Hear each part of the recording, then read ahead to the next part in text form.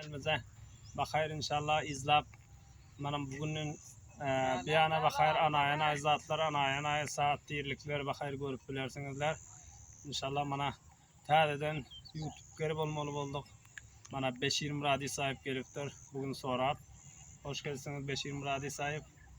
Yani her rakam şiirlerden ve inşallah anayana zatlardan dinleyip beştik bilersiniz biraderler. Mana bugün Amı Derya'nın kaptanında. Bakayım inşallah namazı göre Şam ortalığında Şam değil de şimdi bana güne yaşlı bakayım. O bana şu vakit inşallah Beşir'e öyle şahadelere bir çıktık. Bakayım inşallah günde indi inşallah bir tane film benden bakayım teslim alıverin. Bakayım inşallah görüşünüz yani kızıklıklar edip bakayım inşallah şöylesine inşallah her gün dinleyip iştesiniz yani kızıklıklar edip bakayım inşallah sizlere amanlıkta görüşürüz. Teşekkürler sağ olun eliniz ağrımasın. Hadi güle güle.